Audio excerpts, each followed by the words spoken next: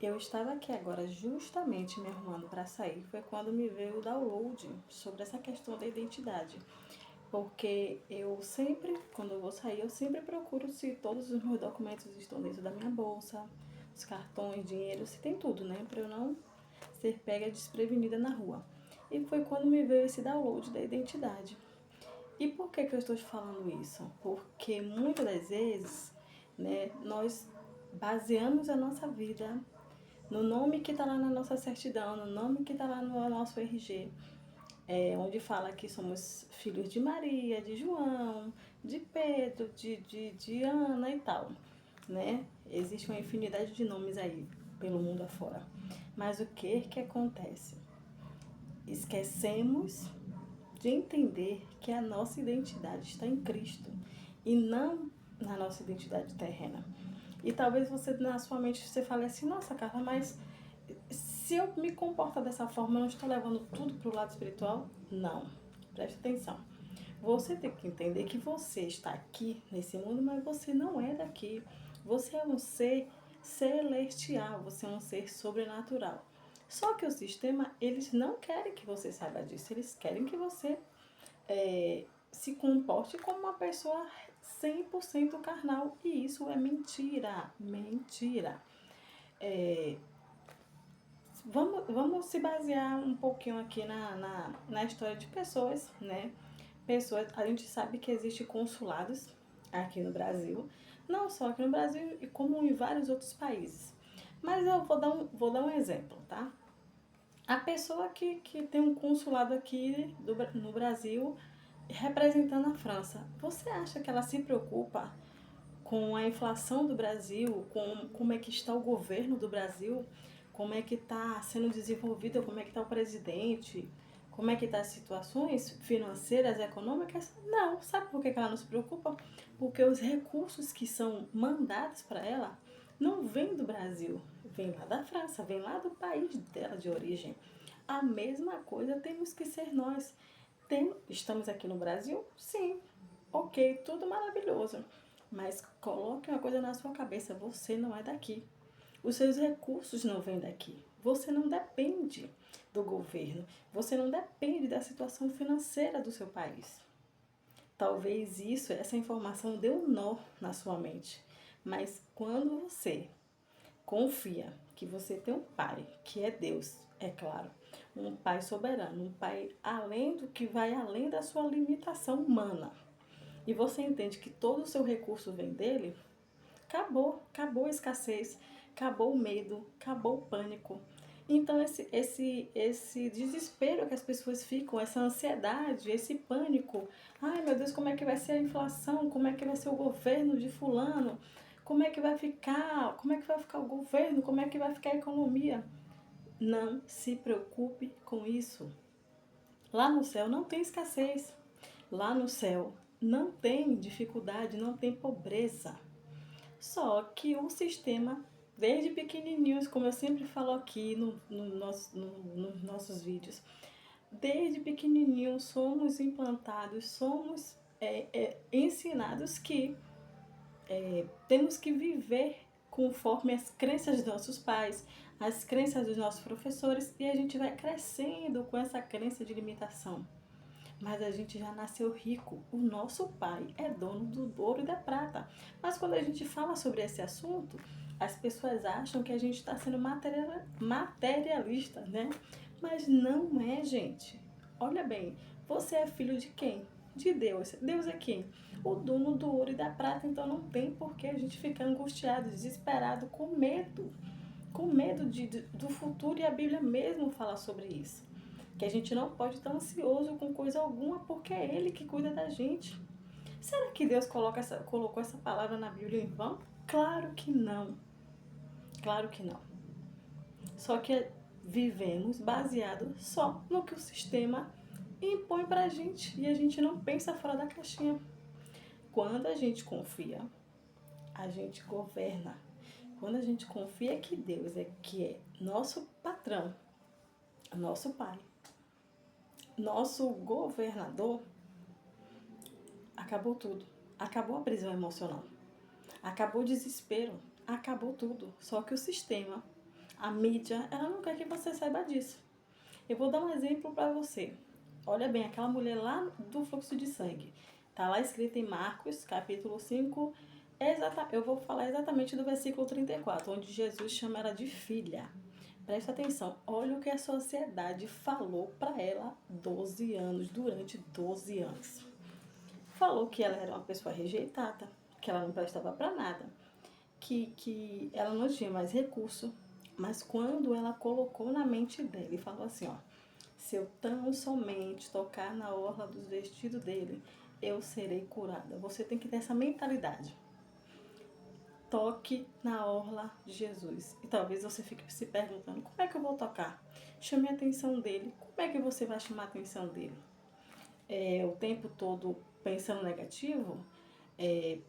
Se baseando nas coisas terrenas? Não. Você vai se colocar à disposição dele. Você vai ter um tempo de qualidade com ele. E quando eu falo sobre essas questões, gente, eu não estou falando de religião, tá? Eu estou falando de conexão com Deus, conexão com o divino, conexão com o seu Pai. E isso não significa religião, porque infelizmente a religião afasta nós, seres humanos, de Deus. Mas Jesus, ele não trouxe religião nenhuma. A religião de Jesus é o amor. É o amor. Ele não trouxe religião. Isso também não significa que você não precise, né, frequentar alguma igreja, porque isso é muito bom, a comunhão. A Bíblia também fala sobre isso, que é a comunhão dos irmãos. Isso é muito bom, né? Porque nós, seres humanos, precisamos um do outro. Isso é maravilhoso, isso é fato.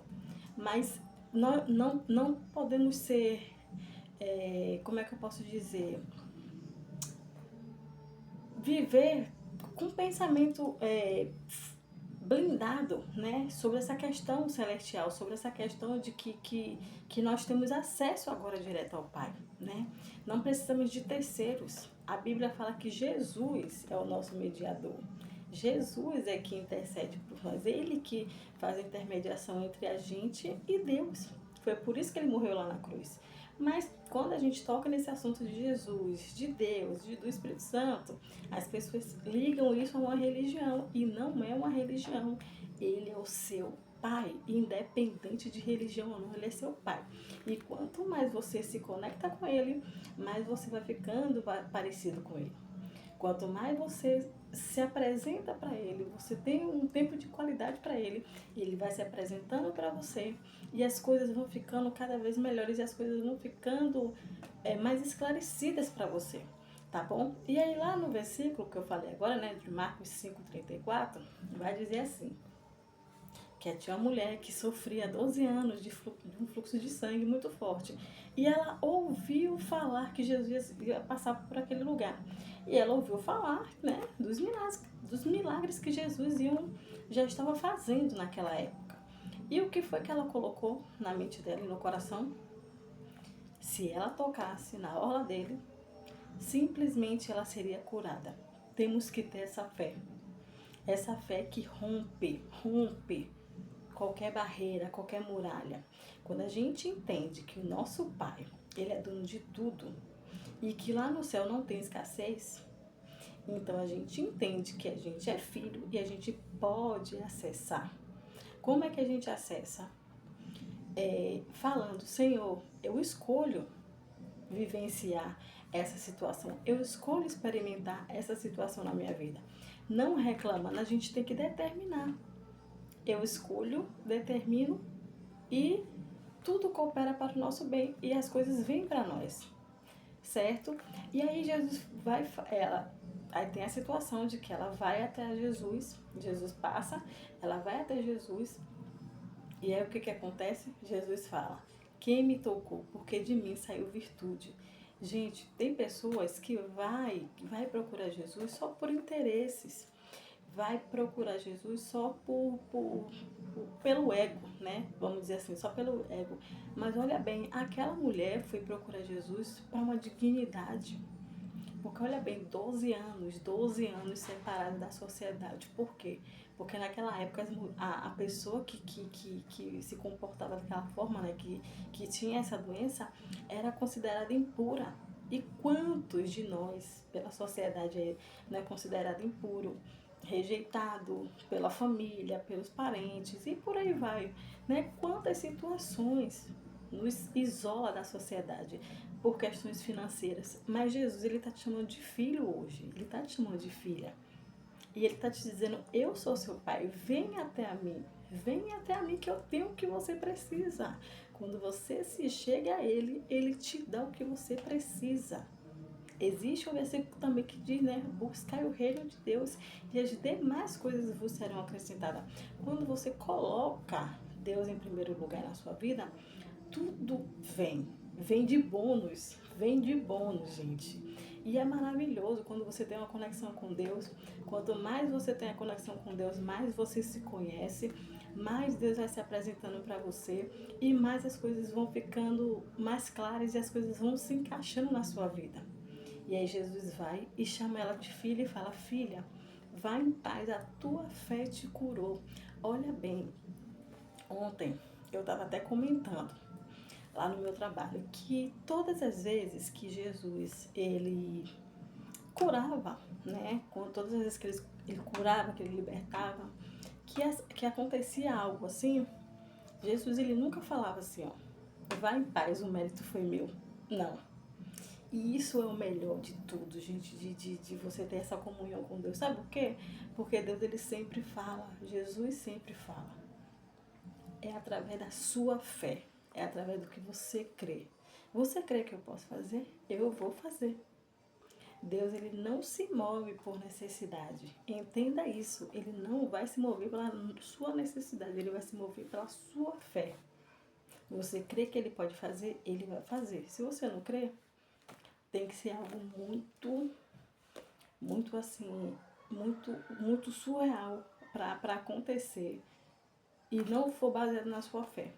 For algo que pode ser pela fé de outra pessoa acontecer na sua vida também, tá? Mas tudo é mais baseado com a sua fé. Entenda isso de uma vez por todas. Coloque a sua fé em ação. Creia que Ele é seu Pai. Que Ele, que é o dono da prata e do ouro, que você não precisa depender e nem se desesperar por causa da economia brasileira, da economia de como está o governo, de quem é o presidente. Não precisa disso. Se apoie em Deus, se apoie no seu Pai, se apoie na sua verdadeira identidade e seja feliz. Alcance seus sonhos e seus objetivos. Nos siga, dê o seu like, curta, compartilhe. Eu espero que você tenha gostado do vídeo de hoje e nos acompanhe para mais vídeos. Um beijão!